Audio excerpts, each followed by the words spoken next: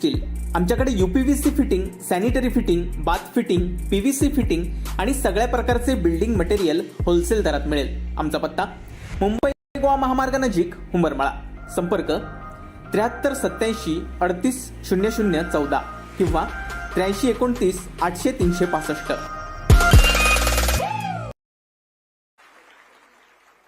आपल्या सगळ्यांना कल्पना असेल 31 ऑक्टोबर 2019 वानखेडेच्या मैदानामध्ये शपथविधी आणि सन्माननीय देवेंद्रजींनी मुख्यमंत्री म्हणून 2014च्या 31 ऑक्टोबरला वानखेडेच्या मैदानामध्ये शपथविधी घेतल्यानंतर सतत 5 वर्ष महाराष्ट्राला स्थैर्य, विकास आणि समृद्धीच्या मार्गावर अपेक्षित असलेलं सरकार देणारे आणि मग महाराष्ट्राला आपल्या नेतृत्वाने, कर्तृत्वाने 5 वर्ष मुख्यमंत्री म्हणून स्थिर सरकार दिल्यानंतर 2019ला एका पक्षाने विश्वासघाताने पाठीत खंजीर जरी खुपसला तरी विविध प्रश्नावर महाराष्ट्रामध्ये रान उठवणारे, मग मराठा आरक्षणाचा विषय असेल, ओबीसी आरक्षणाचा विषय असेल, शाळांचे विषय असतील, धारावी पुनर्विकासाचा विषय असेल, प्रत्येक प्रश्नावर आवाज उठवणारे, दीन दुबळ्यांसाठी, गोरगरिबांसाठी विधानसभेमध्ये आणि रस्त्यावर आवाज उठवणारे आजचे उपमुख्यमंत्री झाल्यानंतर पहिला प्रश्न ओबीसी आरक्षण देणारे सन्माननीय देवेंद्रजींना मी आमंत्रित करतो की आजच्या या कार्यक्रमामध्ये भारतीय जनता पार्टीच्या भव्य मेळाव्याला त्यांनी मार्गदर्शन करावं। भारत माता की, भारत माता की।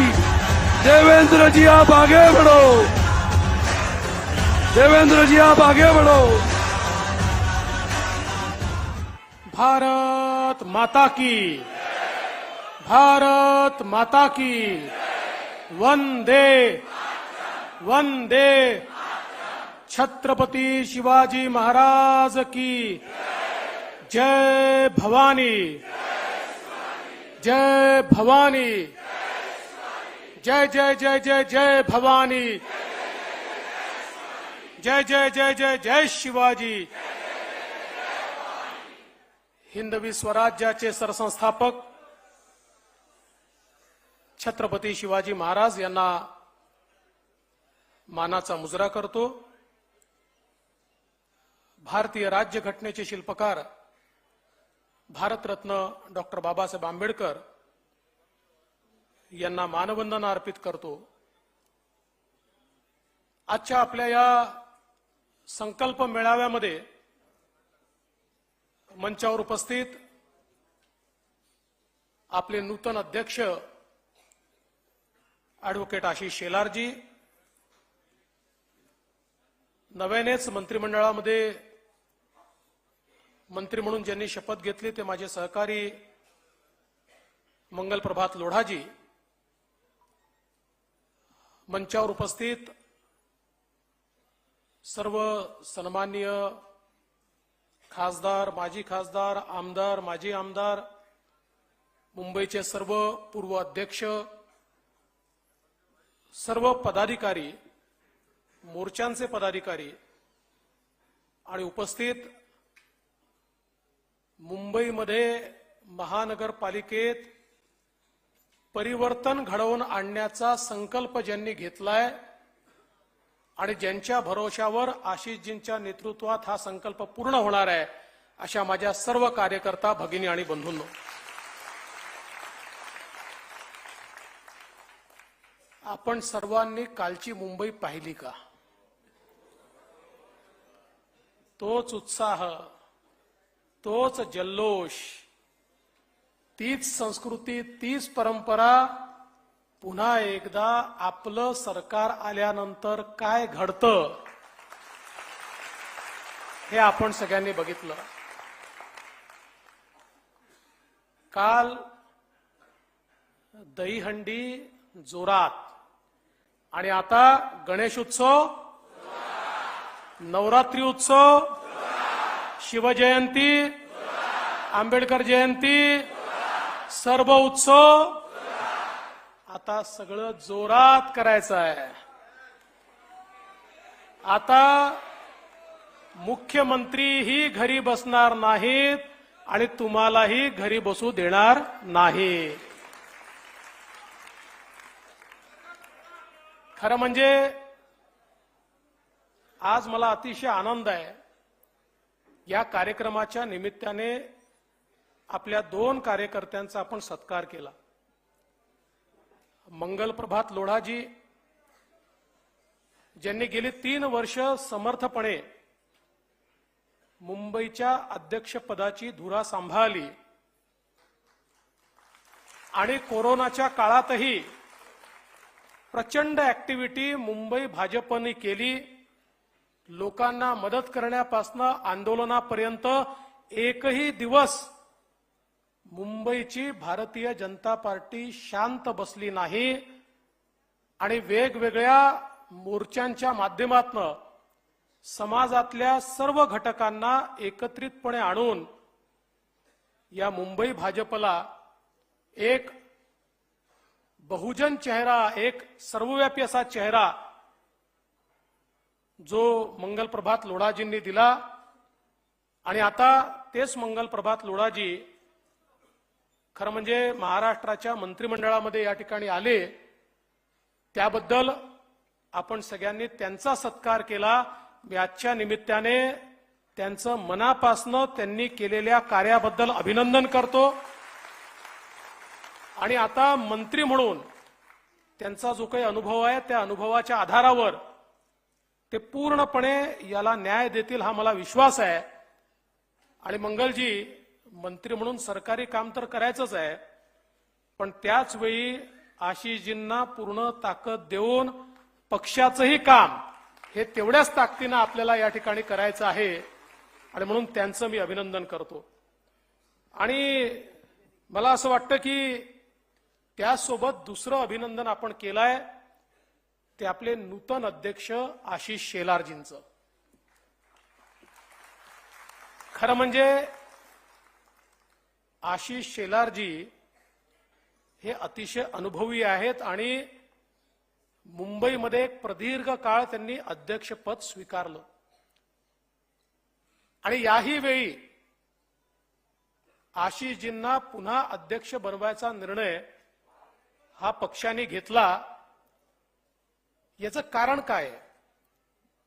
आपण छत्रपती शिवाजी महाराजांना मानणारे लोक आहोत आणि छत्रपतींच्या इतिहासामध्ये जेव्हा एखादी मोहीम असायची आणि स्वराज्याकरता ती मोहीम अत्यंत महत्वाची असायची, त्यावेळी महाराज आपल्या शिलेदारांपैकी बिनीचा शिलेदार निवडायचे आणि त्याला सांगायचे जा आणि मोहीम फत्ते करून ये.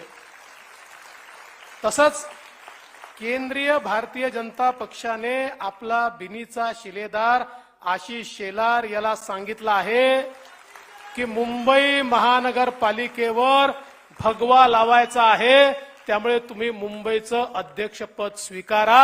आणि मला विश्वास आहे मागच्याही काळामध्ये ते अध्यक्ष असताना मोठी मजल मुंबई महानगरपालिकेत आपण मारली, त्यावेळेस महापौर बनवू शकलो असतो.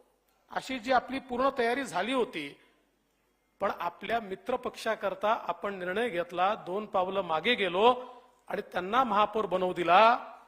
पण आता मुंबई महानगरपालिकेवर शिवसेना भाजप युतीचाच महापौर बनेल, भगवा लागेल. पण कुठली शिवसेना?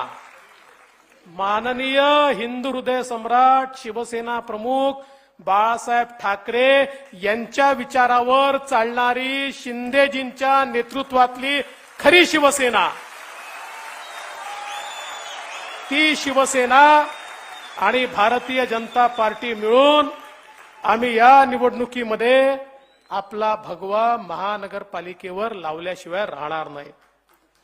खरं म्हणजे आशिषजी, तुम्ही क्रिकेट खेळणारेही आहात, क्रिकेट जाणणारेही आहात आणि तुम्ही मुंबई क्रिकेट असोसिएशनचे अध्यक्ष राहिला आहात.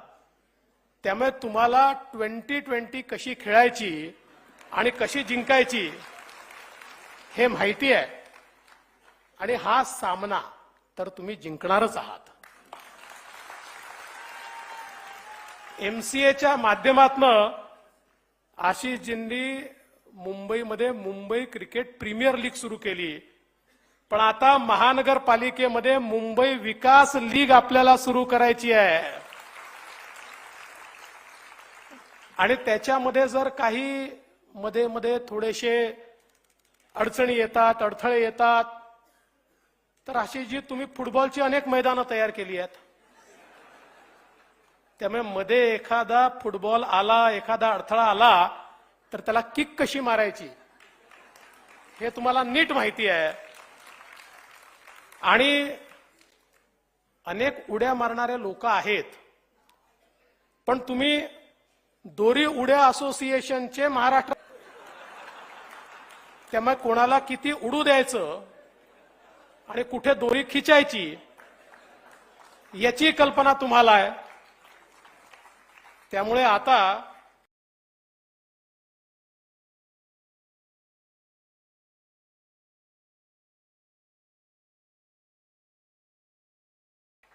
मला विश्वास आहे की मागच्या वेळी तर तुम्ही स्ट्राईक रेट जो दाखवलाय तो दुपटीहून अधिक होता. सरळ सरळ आपण 35 वरून 82 वर गेलो होतो. आता आमची नजर या वेळचा स्ट्राईक रेट मागचा रेकॉर्ड मोडणारा असला पाहिजे याच्याकडे खरं म्हणजे आमची सगळ्यांची नजर आहे आणि मला विश्वास आहे. आणि सगळ्यात महत्वाचं, मगाशी अतुलजींनी आपल्या सरकारमध्ये झालेली वेगवेगळी कामं सांगितली आणि खरंच आहे, मुंबईमध्ये आणि MMR रिजनमध्ये 3 लाख कोटी रुपयाची गुंतवणूक ही आपण आपल्या काळामध्ये सुरू केली. आणि त्याचं एकमेव कारण होतं मोदीजींचं सक्षम नेतृत्व हे आपल्या पाठीशी होतं. अडथळे पटापट दूर झाले, परवानग्या मिळाल्या. ट्रान्स हार्बर लिंक असेल, कोस्टल रोड असेल, न्यू मुंबई एअरपोर्ट असेल, आपल्या मेट्रोच्या गोष्टी असतील, आपल्या सबअर्बन रेल्वेच्या गोष्टी असतील, धारावी सारखा आपला प्रोजेक्ट असेल की ज्याच्यावर गेल्या 2.5 वर्षामध्ये यांनी काहीही केलं नाही. पण मी धारावीच्या लोकांना सांगतो, शिंदेजींच्या नेतृत्वामधलं आपलं नवीन सरकार येत्या 3 महिन्यामध्ये धारावीचे सगळे अडथळे दूर करून धारावीतलं जे स्वप्नातलं घर आहे ते घर लोकांना देण्याचं काम करेल. आणि पूनमताई, आपल्या एअरपोर्ट लँडवरच्या झोपडपट्टी आहेत त्यांनाही त्यांचं हक्काचं घर मिळालं पाहिजे याचा जो संघर्ष आपण सुरू केला होता तोही संघर्ष आपण निश्चितपणे त्या ठिकाणी टोकाला नेऊ. आणि एवढंच नाही तर विशेषतः गोपालजी, आपल्या बोरीवली, कांदिवली, सगळ्या आमच्या मनीषाताई, या सगळ्या भागामध्ये अनेक झोपडपट्ट्या आहेत ज्या वेगवेगळ्या सरकारी लँडवर बसलेल्या आहेत, केंद्र सरकारच्या लँडवर बसलेल्या आहेत. त्याही संदर्भात ज्या काही अडचणी असतील त्या अडचणी आपण दूर करू. पण आपलं सरकार मुंबईतल्या गरीबाला आणि झोपडपट्टीमध्ये राहणाऱ्या व्यक्तीला त्याचं हक्काचं घर मिळालं पाहिजे याकरता पूर्ण प्रयत्न येत्या काळामध्ये करेल. आणि एवढंच नाही तर रिडेव्हलपमेंटमध्ये जे लोक आता बाहेर आहेत आणि ज्यांना भाडं देखील मिळत नाही त्यांना भाडं मिळालं पाहिजे याचं कंपल्शन हे आता आपलं सरकार केल्याशिवाय राहणार नाही. आणि जे काम करत नाहीत त्यांच्याकडनं काम काढून घेऊन आणि योग्य एजन्सीच्या मार्फत ही कामं पूर्ण करायची. आणि हा सगळा रखडलेला विकास हा आपल्याला येत्या काळामध्ये पूर्ण करायचा आहे. आणि सामान्य माणसाच्या जीवनातलं जे स्वप्न आहे ते स्वप्न पूर्ण करण्याचं काम हे या ठिकाणी आपल्याला करायचं आहे. आणि हे सगळं करत असताना पण अनेक वेळा ते लोकांपर्यंत पोचवत नाही. आशिषजी, तुम्हाला BCCIच्या मार्केटिंग कमिटीचा अध्यक्ष म्हणूनही काम करण्याची या ठिकाणी संधी मिळाली. आपल्याला मार्केटिंग तर करायचं नाहीये, पण किमान ज्याच्याकरता काम करतो आहोत त्याच्यापर्यंत ते पोचलं पाहिजे हा प्रयत्न देखील येत्या काळामध्ये निश्चितपणे आपल्याला सगळ्याला मिळून करावा लागेल. खरं तर मला असं वाटतं की आशिषजींचा सगळा जो काही या ठिकाणी जीवनपट आपण बघितला तर संघटनेचे अध्यक्ष तर ते आहेतच, पण ते विद्यार्थी परिषदेचे कार्यकर्ते होते, मुंबईचे सचिव होते, भाजयुमोचे मुंबईचे अध्यक्ष होते, मुंबई महानगरपालिकेत नगरसेवक होते, आपले गटनेते होते, सुधार समितीचे अध्यक्ष होते, मुंबई मेट्रो हेरिटेज सोसायटीचे गव्हर्नर होते आणि विधान परिषदेत होते, विधानसभेत आले, मंत्री झाले. त्यामुळे वेगवेगळ्या गोष्टींमध्ये सगळ्या प्रकारचा अनुभव हा त्यांच्याकडे आहे. आणि सगळ्यात महत्वाचं, आपला अध्यक्ष केवळ मराठीचा बँड वाजवणारा नाही आहे, मराठीची सेवा करणारा आपला अध्यक्ष आहे. मराठी भाषेचं अध्ययन केंद्र स्थापन करण्याकरता ज्या व्यक्तींनी पुढाकार घेतला त्याचं नाव आशिष शेलार आहे. आम्ही मराठीची सेवा करणारे लोक आहोत, केवळ मराठीच्या नावावर मतं मागणारे लोक नाही आहोत. हे देखील या निमित्ताने खरं म्हणजे स्पष्ट झालं पाहिजे. आणि म्हणून आता येत्या काळामध्ये आपल्या सगळ्यांना खूप मेहनत करायची आहे. मुंबई महानगरपालिकेवर भ्रष्टाचाराचा मोठा विळखा पडला आहे. मागच्या काळामध्ये आपल्या किरीटजी सोमय्या यांनी भ्रष्टाचाराचे अनेक प्रकरणं बाहेर काढली आहेत. आपल्या तिथल्या टीमने देखील अनेक प्रकरणं बाहेर काढली आहेत. मुंबईतल्या सामान्य माणसाचा पैसा हा कशा प्रकारे त्या ठिकाणी काही लोकांच्या तिजोऱ्यांमध्ये गेला हे आपण सगळ्यांनी बघितलंय. हजारो कोटी रुपये असलेल्या मुंबईमध्ये दर वर्षी पाणी तुंबलेलं आपण पाहतो. या मुंबईमध्ये दरवर्षी तेच रस्ते आणि तेच खड्डे आपण पाहतो. इतक्या वर्षांमध्ये अनेक शहरं अशी आहेत की ज्या शहरांमध्ये कॉन्क्रीटचे रस्ते पूर्ण होऊन तिथे आता कधीच खड्डा पडत नाही. पण माझ्या मुंबईमध्ये मात्र ही अवस्था आहे की पावसाळा आला की आपल्याला कुलाब्यावरनं बोरीवलीपर्यंत जायचं असेल तर किमान 4 तास लागतात. अशी वेस्टर्न एक्सप्रेसवेची अवस्था या ठिकाणी झालेली आपण पाहतो. या मुंबईमध्ये आता ही अवस्था जर आपल्याला बदलायची असेल, एकेका प्रकल्पाचं काम महानगरपालिकेमध्ये 15 वर्ष चाललंय. ते प्रकल्प नाही आहेत, ते जुन्या लोकांची दुभती गाय आहेत. ह्या प्रकल्पाला धुवायचं आणि रोज त्या ठिकाणून मलाई खायची, अशा प्रकारे वर्षानुवर्ष हे मलाई खातायत. आणि विशेषतः कोरोनाच्या काळामध्ये तर ज्या प्रकारची खरेदी या लोकांनी केली, खरं तर आपण प्रेताच्या टाळूवरचं लोणी खाणं असा वाक्प्रचार ऐकलाय. पण तो वाक्प्रचाराचा अर्थ काय आहे हे जर आपल्याला पाहायचं असेल तर कोरोनाच्या काळामध्ये यांनी केलेली कामं तुम्ही बघा.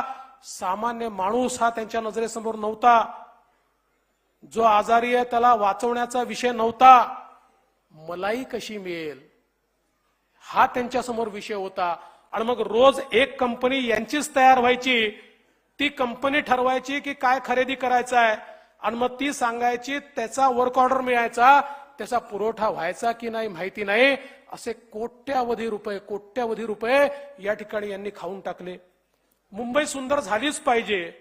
मुंबईचं सौंदर्यीकरण महत्वाचंच आहे. मुंबईच्या सौंदर्यीकरणाला आमचा विरोध नाही. पण केवळ आपल्या लोकांना कामं देण्याकरता त्याच त्या ठिकाणी सौंदर्यीकरणाची कामं करणं म्हणजे मुंबईतल्या सामान्य माणसाला कुठेतरी धोका देण्यासारखं आहे.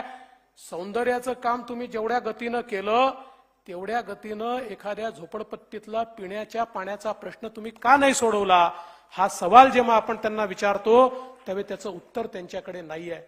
आणि म्हणून हा जो काही भ्रष्टाचाराचा विळखा आहे, या विळख्यातनं महानगरपालिकेला बाहेर काढावंच लागेल. काही लोक असे आहेत की त्यांना महाराष्ट्राचं राज्य गेल्याचं दुःख नाही होत, त्यांना मुंबईचं राज्य गेल्याचं दुःख होतं.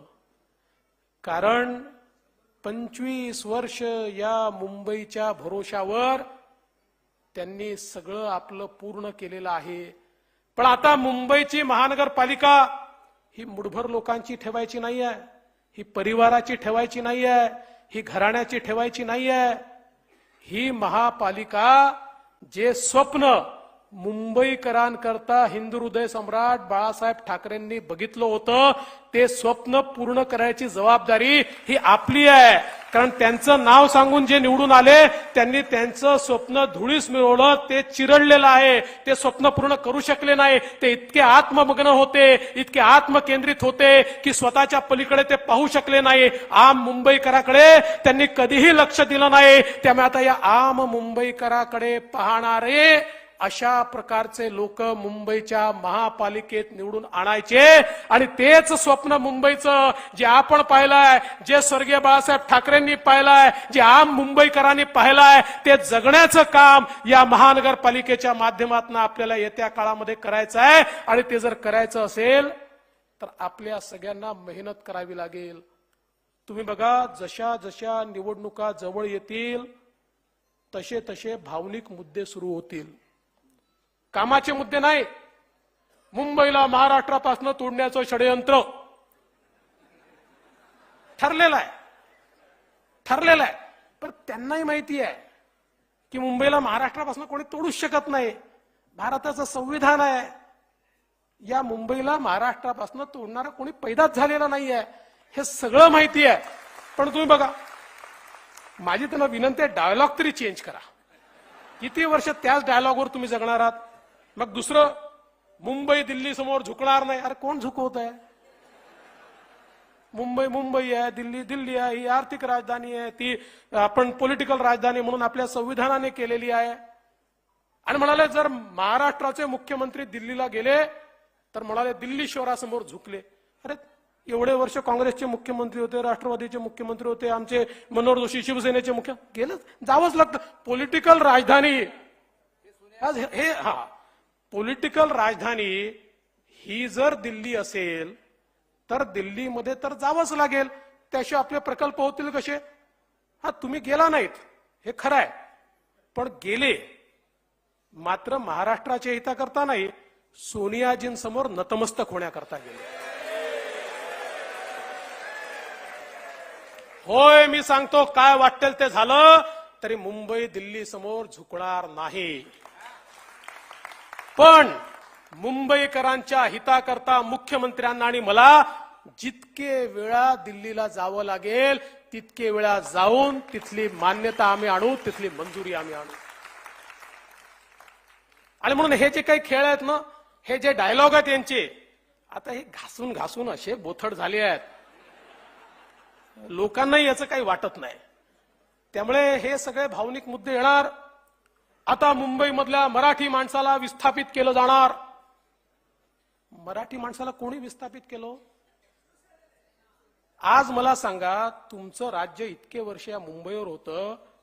माझ्या गिरगाव सारख्या भागातनं मराठी माणूस हा कुठे गेला माहित नाही. मीरा भाईंदरच्या पलीकडे वसई विरारला चालला गेला. कोणामुळे गेला? तुमच्यामुळे गेला. तुमच्याकडे हजारो कोटी रुपये महानगरपालिकेत असताना साधा त्याचा घराचा प्रश्न तुम्ही सोडवू शकले नाही. पण त्याच गिरगावमध्ये ज्यावेळेस मेट्रोमुळे माझा मराठी माणूस विस्थापित होत होता, मी निर्णय केला याच ठिकाणी त्याचं बांधकाम करू, त्याला बाहेर पाठवणार नाही. नवीन डिझाईन तयार केलं आणि त्या मराठी माणसाला त्याच ठिकाणी घर देण्याचं काम आम्ही केलं. इतके वर्ष बीडीडी चाळीचा मुद्दा का सुटला नाही? कोण आहे बीडीडी चाळीमध्ये? मराठी माणूस आहे. मराठी, गरीब, मध्यमवर्गीय मराठी माणूस. पण 20-25 वर्ष तुम्ही याकरता तो सोडवू शकला नाहीत, कारण तुमचा इंटरेस्ट बिल्डरांमध्ये होता. बिल्डरांमध्ये कोणाला द्यायचं, कोणाला द्यायचं, कोणाला द्यायचं, हा तुमचा इंटरेस्ट होता. आम्ही एका झटक्यात निर्णय केला, बिल्डर वगैरे काय नाही, म्हाडा त्या ठिकाणी त्याचं बांधकाम करेल, त्याकरता पैसा लावेल आणि मराठी माणसाला 500 चौरस फुटाचं घर, जो 130 चौरस फुटात राहायचा, त्याला 500 चौरस फुटाचं घर सुनील राणेजी मोफत त्या ठिकाणी देण्याचं काम हे आपल्या सरकारनं केलं. आणि म्हणून हे जे मुद्दे आहेत ना, या मुद्द्यांना काही अर्थ नाही आहे. हे जे मुद्दे आहेत हे यांचे बोलण्यापुरतं आहेत. मराठी माणसाची लढाई लढणारे जर कोणी असेल तर या ठिकाणी या मंचावर बसलेले आशिष शेलारांच्या नेतृत्वातले आम्ही सगळे प्रामाणिकपणे ही लढाई लढतो. आणि या मुंबईमध्ये केवळ मराठी माणूस एवढ्यापुरतंच नाही, तर प्रत्येक मुंबईकराला त्याचा अधिकार असला पाहिजे. हो, आम्हाला मराठीचा अभिमान आहे आणि तो असलाच पाहिजे. भारतीय जनता पक्षामध्ये क्षेत्रीय अस्मितेला एक वेगळं महत्व आहे. क्षेत्रीय अस्मिता आहे. आम्ही मराठी आहोत. हा महाराष्ट्र आहे. मराठी आमची भाषा आहे. ती समृद्ध भाषा आहे. त्या भाषेनं जगाला साहित्य दिलंय. आजही मराठी रंगभूमी ही जगातली सर्वोत्तम रंगभूमी आहे. आजही मराठीमध्ये जी अभिव्यक्ती आहे ती जगातली उत्तम अभिव्यक्ती आहे. त्याचा अभिमान हा असलाच पाहिजे. आणि मला तर विश्वास आहे की या महाराष्ट्रामध्ये राहणारा जो अमराठी देखील आहे त्यालाही या मराठी अभिव्यक्तीचा अभिमानच आहे. तोही या ठिकाणी त्या अभिव्यक्तीने या ठिकाणी सन्मानितच स्वतःला समजतो. आणि म्हणून हे जे मुद्दे आता निवडणुकीच्या निमित्ताने येणार आहेत, काळजी करू नका, पर्वा करू नका. आपण प्रामाणिक आहोत. आपलं उद्दिष्ट प्रामाणिक आहे. शेवटच्या माणसाचा विकास हे आपलं ध्येय आहे. आणि त्यामुळे त्याच ध्येयाच्या माध्यमातून आपल्याला सगळ्यांना समोर जावं लागेल. आता खरं म्हणजे आशिषजी, तुम्ही काही वर्ष वकिली केली. मी पण वकील होतो. मंगलजी वकील होते. आपण सगळे वकील आहोत. पण आता जनतेची वकिली करतो. पण आता आपल्याला मुंबईकरांचा खटला जनतेच्या न्यायालयात लढायचा आहे. आणि तारीख पे तारीख वाला खटला नाही.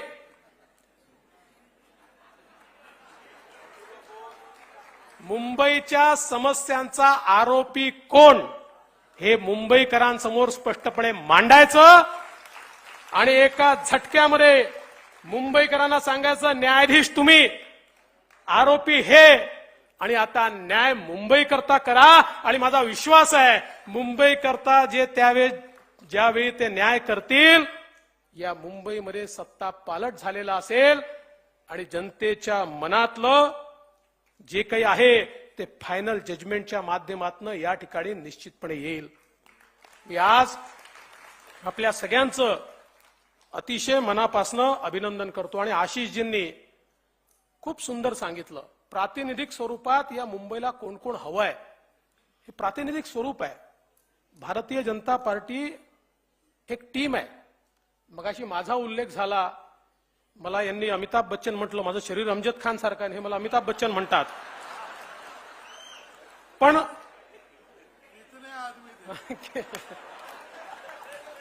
हे विचारू शकतो कितने आदमी थे.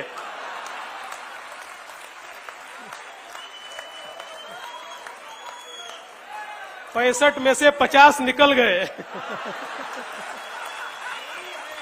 और सब कुछ बदल गया. पण दो ही बचे. नाही, त्यांचाही सन्मान आहे. आम्ही विरोधकांना सन्मानच देतो. पण एकच गोष्ट मी सांगतो की जो काही सन्मान तुम्ही मला दिला, हा सन्मान मला मिळू शकला तो तुमच्यामुळे. या ठिकाणी मंचावर बसलेले सगळे आपले नेते असतील किंवा समोर बसलेले तुम्ही असाल, तुम्ही सगळ्यांनी जी मेहनत केली त्या मेहनतीच्या आधारावर आज हे यश आपल्याला मिळालं. आणि त्या यशामध्ये तुम्ही मला नेता बनवलं म्हणून त्या यशाचा मान मला मिळाला.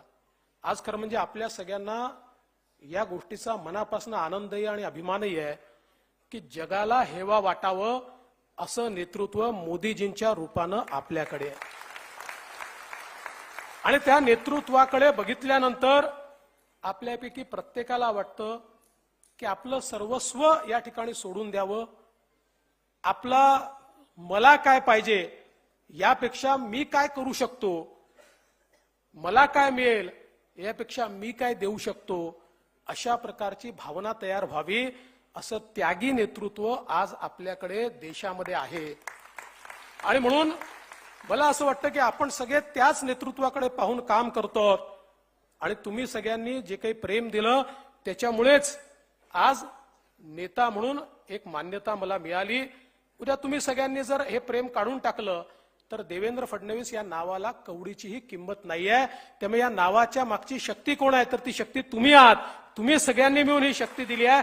आता हीच शक्ती तुमची ही महानगरपालिकेच्या निवडणुकीमध्ये आपल्या पक्षाच्या मागे उभी करा आणि या ठिकाणी मुंबईमध्ये परिवर्तन करा. बिनीच्या शिलेदाराला जी लढाई जिंकण्याकरता ज्या किल्ल्यावर भगवा लावण्याकरता पाठवलाय तो भगवा लावल्याशिवाय आता थांबायचं नाही एवढंच या प्रसंगी बोलतो. पुन्हा एकदा आशिषजींचं मंगलजींचं मनापासून अभिनंदन करतो आणि माझं बोलणं संपवतो. जय हिंद, जय महाराष्ट्र. बहुत बहुत धन्यवाद. असे नवनवीन व्हिडिओ पाहण्यासाठी कोकणशाहीचं यूट्यूब चॅनल सबस्क्राईब करा व बेल बटन प्रेस करा. तसेच फेसबुक पेज लाईक करा आणि इंस्टाग्राम पेज व ट्विटर पेजला फॉलो करायला विसरू